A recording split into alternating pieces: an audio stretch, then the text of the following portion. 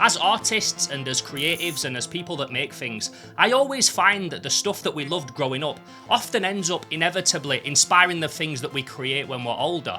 And if you watch any of my videos and you see the toys and the action figures and the playsets and the sofubi and everything that I make, then you'll know that that's absolutely the case with me. But something else that I really loved growing up that I find these days I don't really get too many opportunities to do is graffiti and graffiti art, or street art if you want to call it that.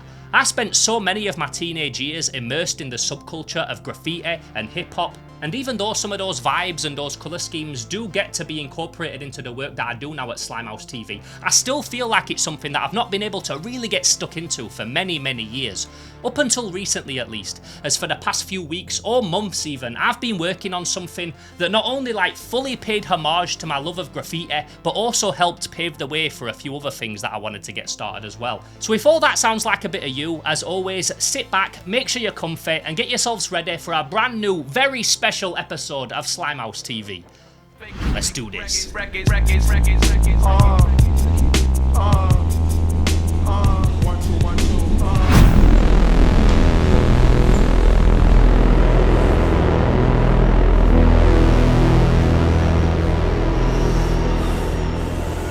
Now, if you're anything like me and you love art and design, you probably, even at the very least, appreciate a well done piece of graffiti.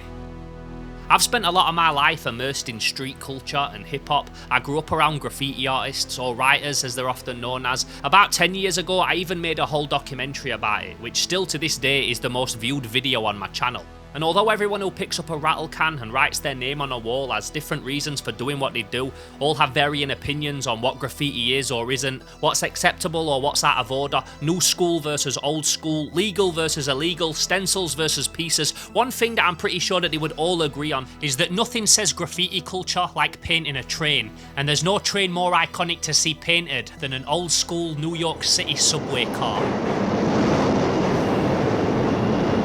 Best showcased in movies like The Warriors and Style Wars and Wild Style, painting one of these trains was, and still is to this day in many respects, seen as the ultimate achievement for a true graffiti writer. Now, there were a few different types of these trains. Some ran underground, some ran out in the open, some were single cars, some were full sets, but they all operated on these networks that were like the veins of New York, connecting every borough, and because of that, a painted subway car could potentially be seen everywhere, by everyone, and maybe even go all city. Out of getting a tag on each line and each division, it's called going all city. People see your tags in Queens, Uptown, Downtown, all over.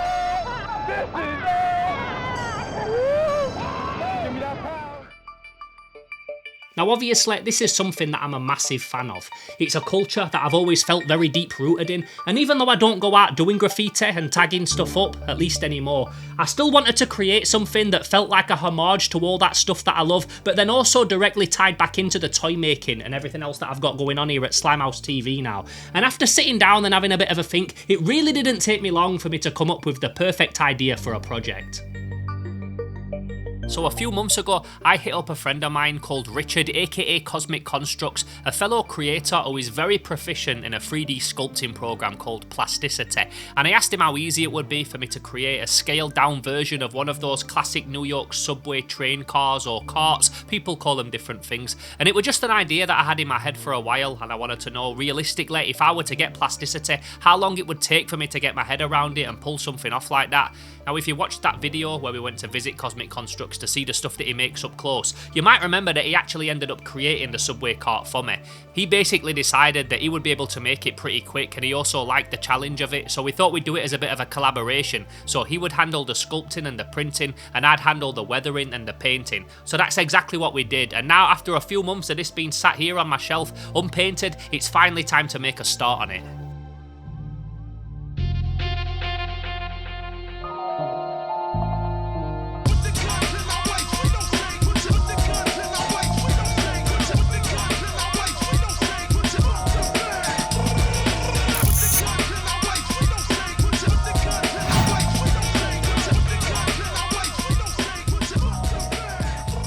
So what I'm doing here is just brainstorming some potential outlines of ideas of graffiti that might look good on the side of this train. Now all that like subway art kind of iconic stuff that you see on the side of these trains that I love is all stuff that was done in like the mid to late 70s, early 80s, but my style is a lot more contemporary than that. The stuff that I do, the outlines that I draw are a lot more like mid 90s, early 2000s, that kind of thing. That's just the style that I've always done. Kind of spiky, kind of regressive, so I'm just trying to find a way that like blends both those styles and looks and feels natural. Because I want it to look old school, but at the same time I still want it to be in my style. I'm also not going to do a whole core. I'm not going to paint this thing from top to bottom. I want to spray paint this whole train to look kind of silver and metal and realistic, and then I'm going to put my tag on top of that. So I want a little bit of that background still to shine through. And then when it's all done, I'm going to weather it and that kind of thing. I'm going to make it look really realistic. I also don't know what medium I'm going to use. I don't know if I'm going to use airbrush or paint or Poscas. Like, I don't know. I'll probably use a mix, but I'm still deciding. What's really handy as well is when Richard made the train, he made it so you could take it apart and it all comes into lots of different pieces. So the side panel, the main thing that I'm going to be painting, can actually be removed off the train and laid down flat so that I can paint on it and tag it the way that I'm doing it right now on paper. What I also want to do as well when I've done the main piece of graffiti is then go and do some scrappy graph on top of it. Maybe some dubs, some throw-ups, some dogging, that kind of thing. Just make it look realistic and like it's been there for a while. In my little world, the little world that I've created in my slime city, graffiti doesn't get removed, it just gets painted over and over. So yeah, I want it to look really lived in. So what I'm going to do for the rest of the evening is just keep practicing outlines, keep brainstorming ideas, and just have fun basically. This is very therapeutic to me. I've got lots of really good memories of me and my friends all sitting round with markers and our black books, all just breaking balls and practicing outlines, so I'm genuinely having a really good time right now.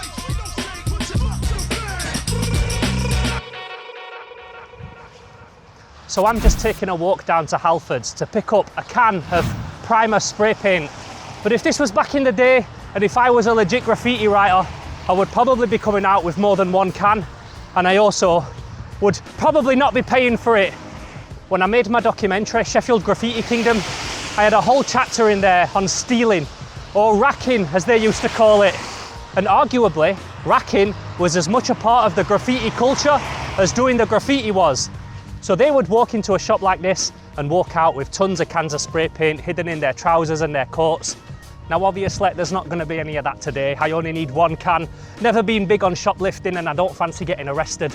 So I'm just going to pick up this one can of primer, then we're going to head back to the studio because I'm really looking forward to getting some paint on this train.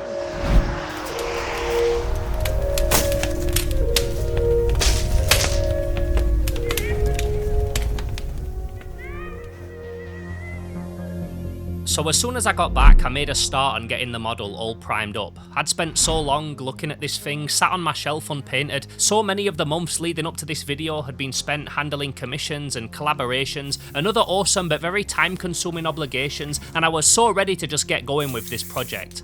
So even though it were kinda late and terrible lighting, I made a start on it anyway, just because sometimes, even if the conditions aren't ideal, when you're compelled to crack on with something, you've just gotta do it. Also, I'm not gonna pretend that spray painting at night time next to a burning fire barrel listening to Onyx isn't an absolute vibe.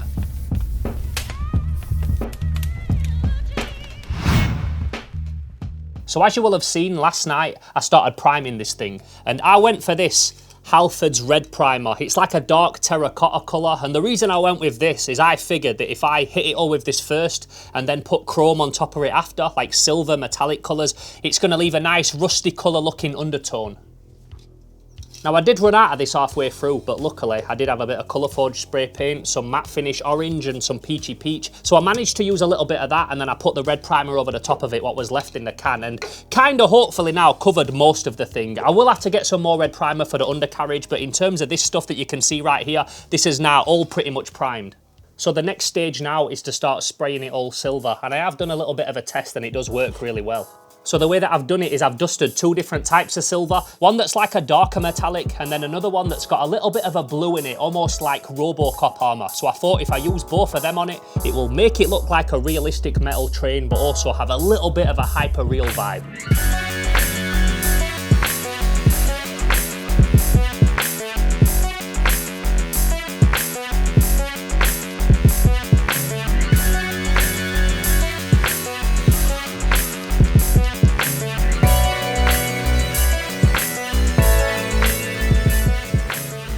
So once I'd got the whole model primed and spray painted in silver, it was time to start thinking about how I were going to decorate it and tag it all up.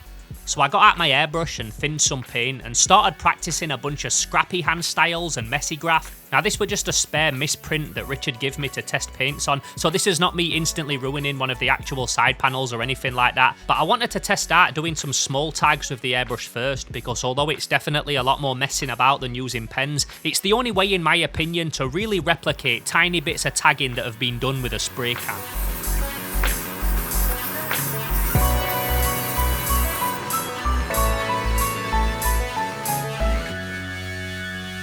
Now in terms of the final piece and what I wanted it to look like, I had to play around on my iPad and I came up with this design.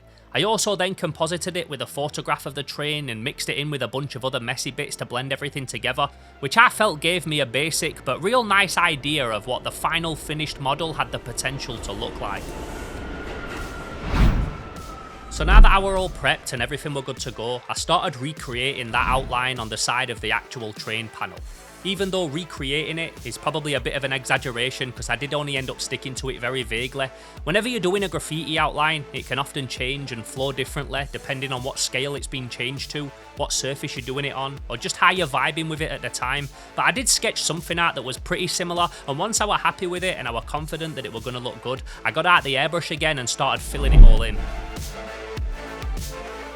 Now I was going to be using Posca paint markers for the main details and the outline and everything on this piece, but I really wanted to get that authentic colour blend for the inner fill. The paints that I'm using here as well were a mix of Monument Hobbies Pro Acryl and AK Hobby paints, which I just thinned down in the cup with a drop of water, spending time to get it all down in a few thin layers and have it looking as fresh and as smooth as possible.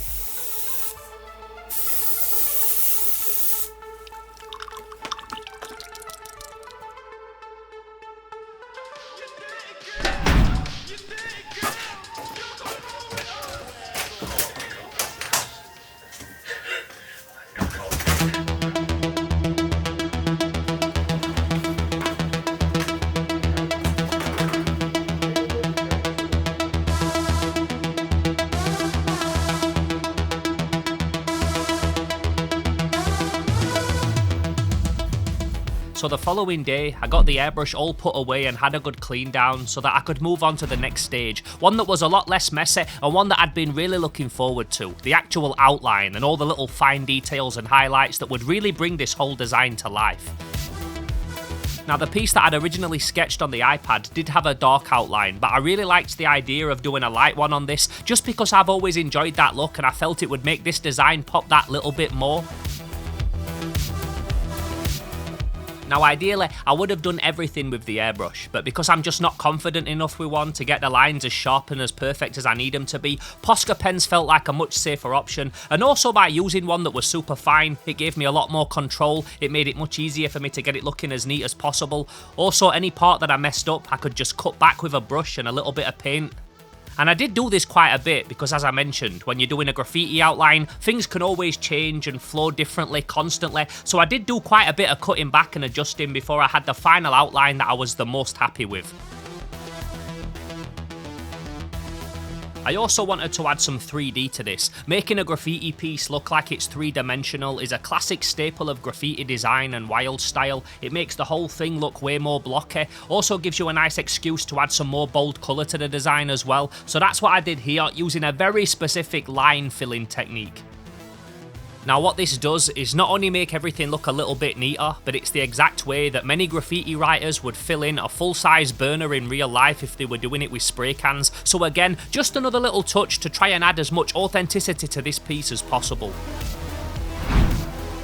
After that, I started outlining everything again, the whole entire shape this time with a dark purple colour, almost to kind of seal everything in and help it pop even more against that silver background. Some people when they're painting might even do some kind of drop shadow behind it so it literally looks like the piece is almost floating, but what I decided to do was add some black clouds / bubbles for no other reason than I thought that they looked cool, and again, it's a look that I've seen done on graffiti before that I always thought gave it a real nice finish.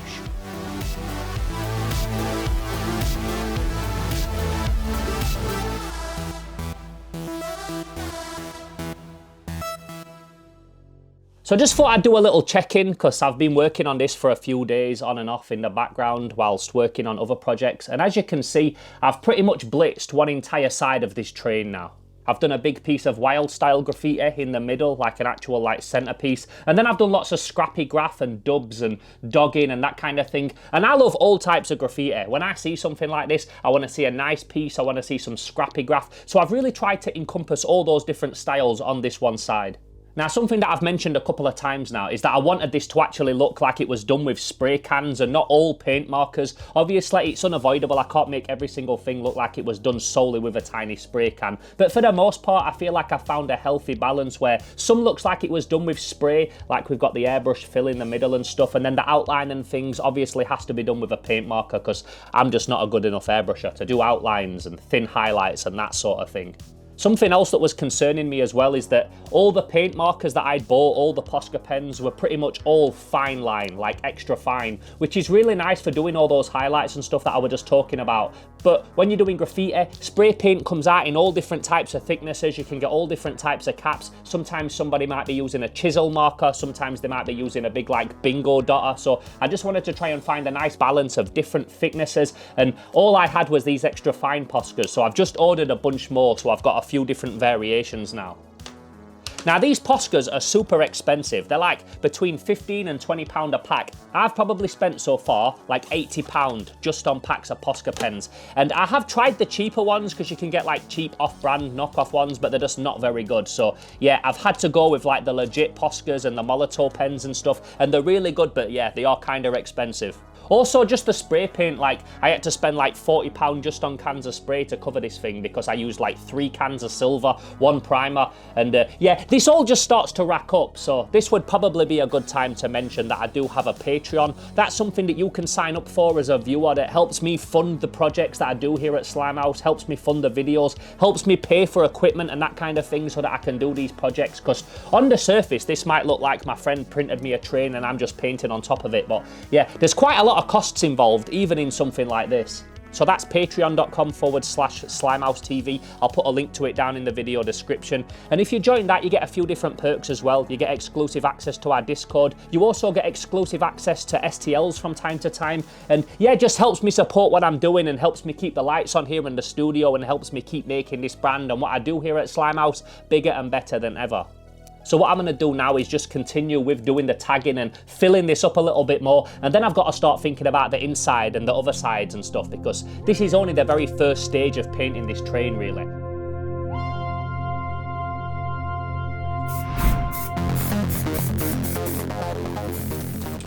So when it came to working on the interior of the train, I decided to start with the seats, which as you can see were removable, which made them a lot easier for painting. And I started off by spray painting them all silver, and then painting what would be the leather or the fabric or whatever it were made from back then all black. And I have had a look at lots of different videos and pictures that show these seats and all of the interior of the train, to be honest, all in different colours, but I went for black as a homage to this beautiful photo of the legendary Lady Pink as she appeared in Subway Art, which is probably the most famous graffiti art book of all time. Now, apart from making a start on these, there weren't really anything else that I could be getting on with at this point. I was waiting for some weathering supplies to arrive. I was also waiting for some other stuff to be delivered that Richard had not quite finished yet. So instead of wasting time or getting distracted by another project, I decided to put this part of the job on hold and pivot and get on with something else that I'd been working on in the background that was quite a bit different, but if I could pull it off in time, would hopefully really help take this whole project to the next level.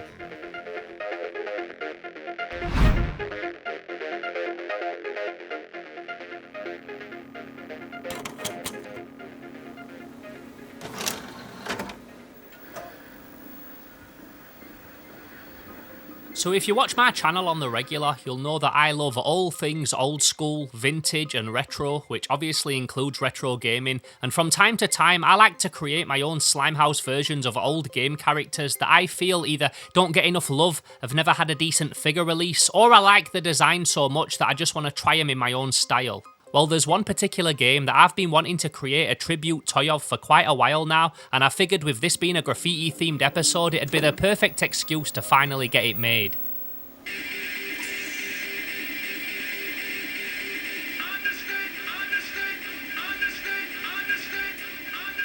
So this right here is Jet Set Radio Future, a game that as a kid I was a massive fan of. Now I got this free with my original Xbox in like 2002 or whenever it would have been, and although I had heard of the game and I'd seen some of the artwork from the original Jet Set Radio game that came before it on Dreamcast, playing this for the first time was honestly one of my favourite memories of playing a video game ever.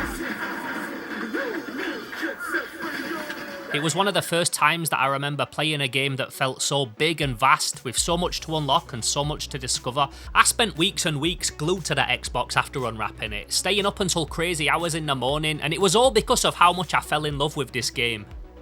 Now obviously, a massive part of Jet Set Radio is spraying graffiti, so I figured that while I were painting this train, and the fact that Richard had purposely printed it so that it was in scale with the rest of the figures that I make, it would be really cool to create a Jet Set Radio themed action figure to go with it. And when it came to deciding what character I would use as my inspiration for this figure, there really was only one guy that came to mind. So that's exactly what I did, and over the time that I was painting this train in the evenings, I was sat on my iPad sculpting on Nomad and grinding away on this guy. Now Jet Set Radio Future is a game that's super stylized. It's one of the first fully cel-shaded games that I remember playing, and although I think the art style works amazing for the game, I wanted the figure that I made to be much more realistic and fit in with the other toys that I make here on the channel. So although this guy was inspired by the main character, Beat from Jet Set Radio, the figure that I created was very much a complete redesign. I got rid of the tight trousers, I designed my own skates for him, I switched everything up quite a lot. But even after all them changes, I still felt like I'd retained the essence of what a Jet Set Radio inspired figure in my retro toy style should look like, and I were really excited to finally get him all 3D printed. So the resin that I'd be using for this figure was a brand new one from Nova 3D called Mecha Resin. It's one that's specifically made for printing action figures, so I was really looking forward to giving it a try. I'm loving all the different types of resins that are coming out at the minute for printers, and after working with stiff brittle resins and ABS resins for so long, getting the opportunity to try out new and innovative resins like this for my projects really buzzes me out.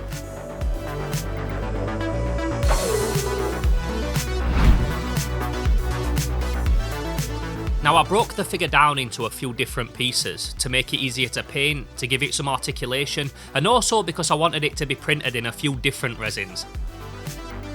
So for this part, the main body, the arms, the legs and the head, I used that Mecha Resin, which right out of the gate printed beautifully. The supports removed really easily in some warm water and felt exactly how you would want an action figure to feel. Because I often like to test myself as well when I'm making these toys and try new things and incorporate different elements, I also decided to print some of the other bits, mainly his goggles, in a transparent resin. So I started off by pouring out some Resi 1 F39T transparent flexible resin into the vat, and then I added a few drops of blue alcohol inks into the mix. Now these were just some cheap alcohol inks off Amazon, nothing special, but if you've been watching my previous videos, you'll know that I have tried this with resin pigments, and it does mess with the UV resin quite a bit, and I was also recommended alcohol inks by quite a few people, so I decided to give these a go instead, and yeah, they worked so perfect.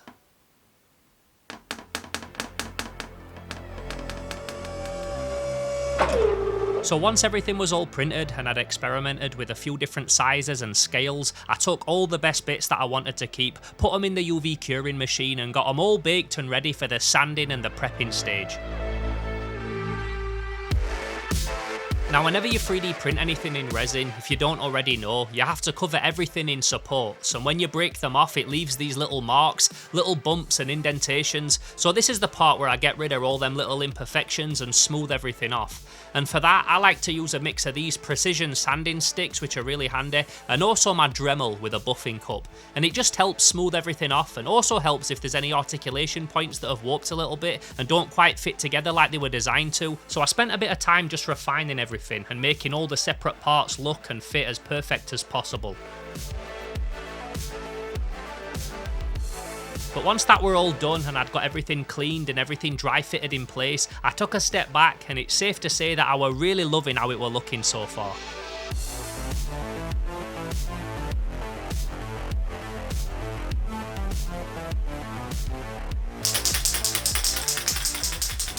After that, it were time for some more spray painting action. Now as you know, I do have an airbrush, but it's always a bit of an effort to get it all set up, so if I can cover a whole part with a rattle can, I'll always do that over a messy airbrush.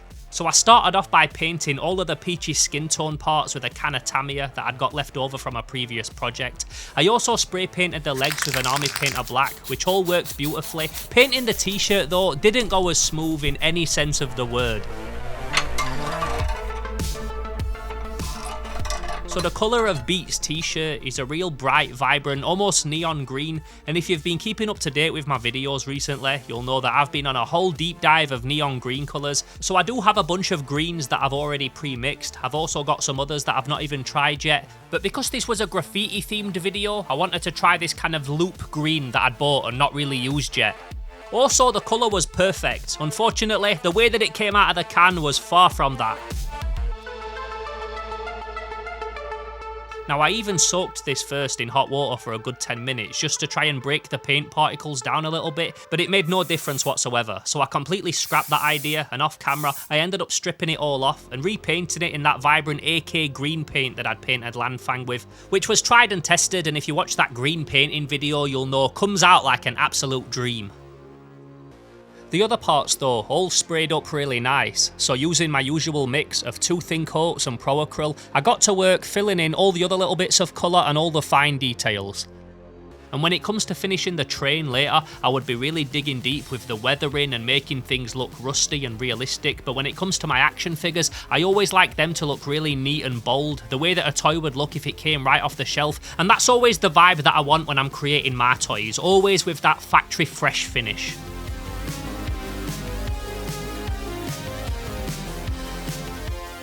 Now if you've watched any of my previous toy making videos, you will have seen me painting figures like this many times before, so rather than long this section out, I thought I'd skip forward to a couple of days later to show you how I'd been getting on with the train now that pretty much everything that I needed for it had arrived. I'd got to tinkering on a few other little bits that needed doing as well, like filling these little light bulb parts with some UV resin, again just mixed with those alcohol inks, which was a real simple technique but worked surprisingly well for what I needed.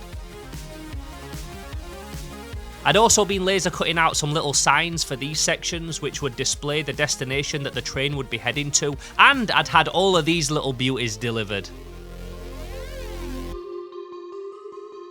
So these are one of the things that I were waiting to be delivered before I could make a start on the interior of the train. So these were all printed and the little frames were all designed by Richard, the guy that actually made this train. And the reason that I got him to do them is not only has he got a nice paper printer, but also he would know the exact size that these frames needed to be in order to fit where they need to go inside the train. And they came out really, really nice. So shouts to him once again for doing these. So on old trains and new ones and trams and everything like that, to be honest, there's always advertisements.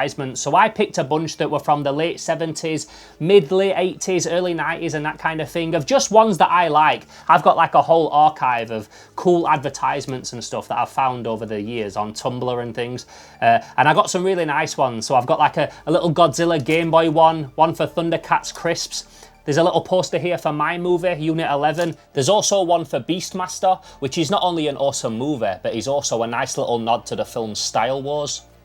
Now I could have also done with a map. I did send him a map in the archive, but he must have missed it. So we're not going to have a map, but we are going to have all these little cool advertisements, so I'm looking forward to getting them stuck in. I've also hit this whole thing with a matte lacquer as well. I'm going to be painting on top of this with a load of speed paints and things, and I didn't want to start painting on top of all this tagging and this graffiti that I've done and start washing it off with the speed paints. So I hit it all first with a matte lacquer, so I'm hoping anything I put on it now is not going to affect the graffiti that's underneath it. Something else as well that was a nice happy accident that happened, it turned all the windows kind of cloudy, which is nice because I wanted them to look dirty and worn in. And it also meant that I could go in after with a little scribing tool and just scratch little tags and etch them into the windows, because that's something else that graffiti writers do as well.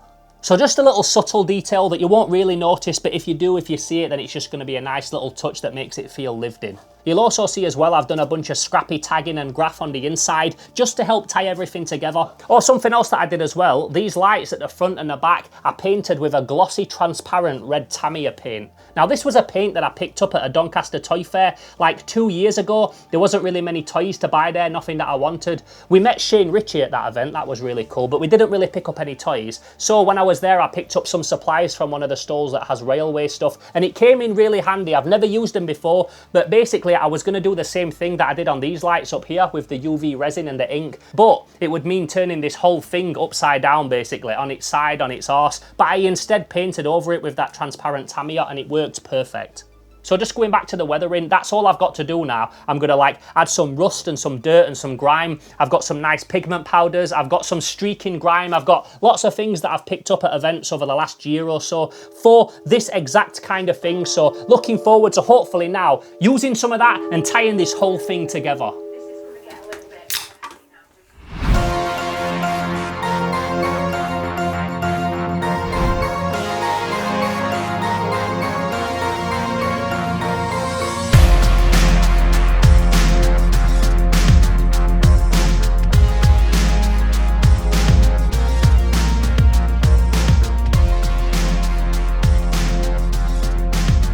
Now, one thing that I did want to bear in mind when it came to weathering this is that although I wanted it to look worn and grimy and I wanted it to look lived in, I didn't want it to look post-apocalyptic either. So definitely grungy, but not absolutely obliterated.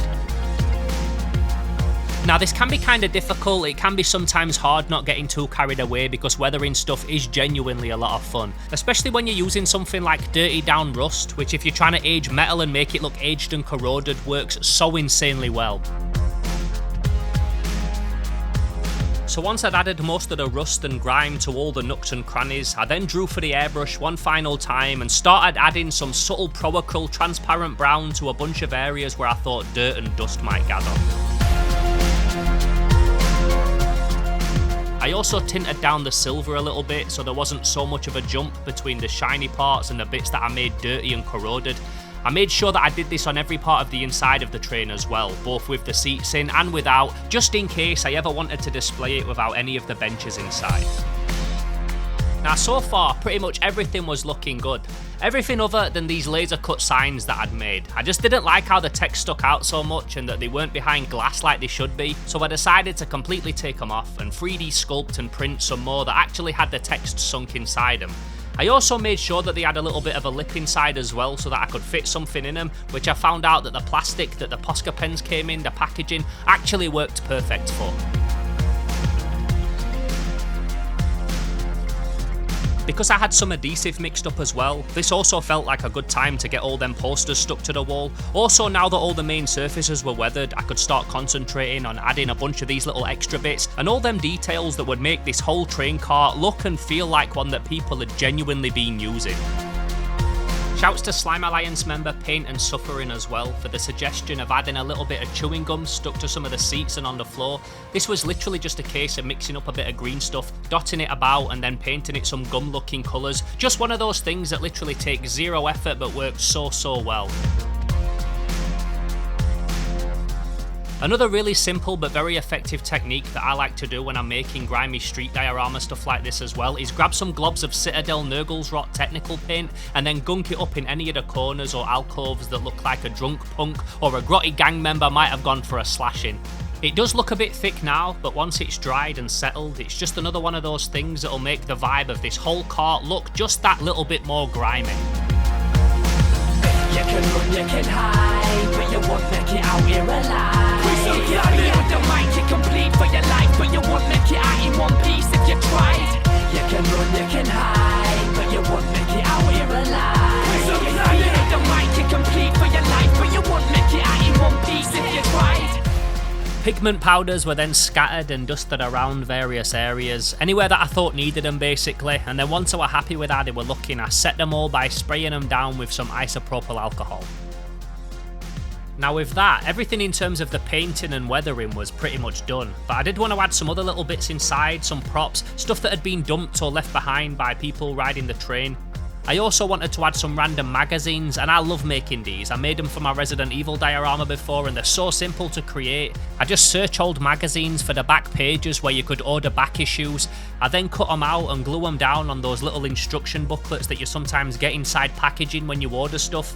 And then once you've cut them up and trimmed them down, they automatically create these perfect little magazines and books that are scaled for action figures.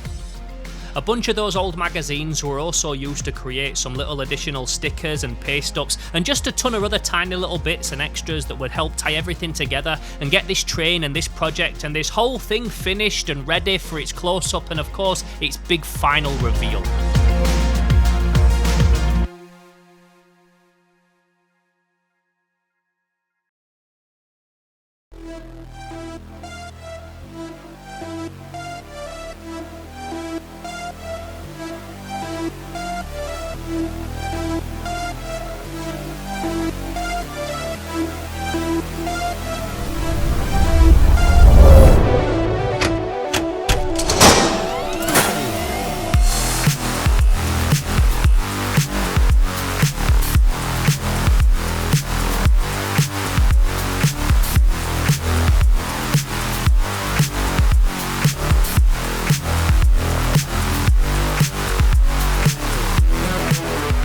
So there you have it, our finished action figure scale New York / Slime City subway cart, sculpted and printed by my brother Cosmic Constructs and painted and weathered by me, Theo Kane. And after staring at it in blank PLA for so long and picturing in my head what I wanted it to look like, I'm honestly really pleased with how it's all turned out. As you can see as well, there's quite a few little extras that I've added, tiny props and spray cans and things, so anything that you can see that I didn't film in the video are all stuff that I created off camera that I sculpted and printed and painted, or things that I already made for other dioramas in the past, but all stuff that I think work really well and incorporate seamlessly into the final finished piece. This is by far as well the biggest thing that I've worked on in a long time in terms of scale. All the weathering was done in a couple of days, and ideally I would have spent way longer on it and spent more time on each individual centimetre of the thing, and the more that I look at it, the more I see little bits that ideally I would have liked to go back and improve. But I have been working on this now for quite a few weeks in the background whilst doing other projects and events and stuff, so it just got to a point where I was like, look, I need to get this finished. So although there's the odd little bit that I would have liked to go back and work on, I think overall it did come together really nicely and is a really cool homage to my love of all things street culture and all things graffiti art. Being such a fan of this stuff, but also not really being a graffiti writer myself, it's also been really nice to do something that takes graffiti and my appreciation of it and the history of it and the love that I've got for all my friends that are involved in it and the whole subculture of writing in hip hop and incorporate that into my work that I do now and the toys that I produce here on the channel. Speaking of toys, as you know, I started working on a new one of them in this video as well. One that was very near and dear to my heart, and one that's also now finished and all ready for his final reveal.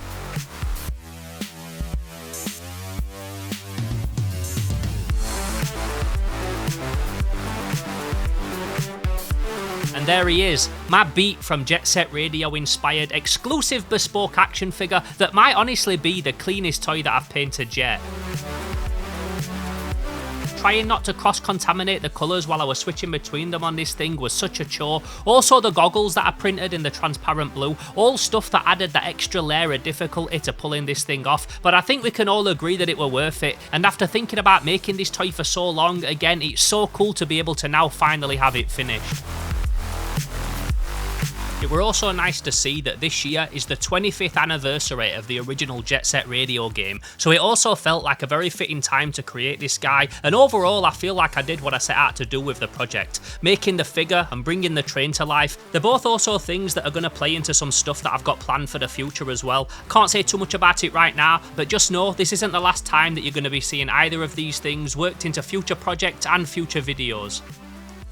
You might have noticed as well that I only painted one side of this train. The other side I've left blank for now. I gave it a light weather, but I didn't want to paint anything on it, and the reason for this is because I wanted to keep one side showcasing Richard's amazing work on the sculpt and the print without covering it up with a bunch of messy graffiti. I also didn't do any painting on the inside of the roof either, on the ceiling, and that's because I plan on putting some lighting inside this thing at some point. I haven't worked out the best way to do it yet. I do have a few different ideas and a few different options, but eventually I do want to have the interior of this thing all illuminated.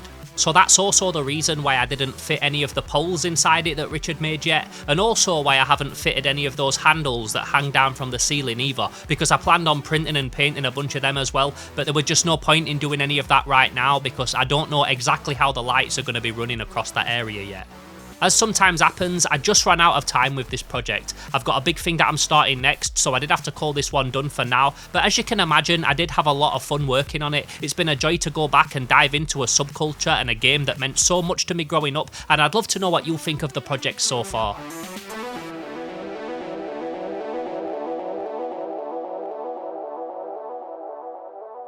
If you enjoyed this video today, then please don't forget to give it a like, and if you haven't already, subscribe to the channel and go back and binge the back catalogue, because if you enjoyed this video, you're probably going to like the other stuff that I do here as well. Also, I know that I keep saying it, but I had so much fun working on this train. It's been really good to be able to go back and deep dive into a subculture that meant so much to me growing up, and obviously I had a lot of fun being able to create my own version of Beat from Jet Set Radio, my own Beat-inspired action figure. And there's so many other characters from awesome games that I feel don't get enough love or would make really cool toys, and not even stuff that's graffiti adjacent, because there's some really good ones of those, but also just cool characters from games that have never had a proper toy release that I think would make really cool figures. So I've got lots planned, and if there's any that you can think of that might have slipped my mind that you think would make really cool figures put through that Slimehouse filter, then please let me know them down in the comments below, because maybe they'll even turn up in a future video. Maybe we'll end up making them.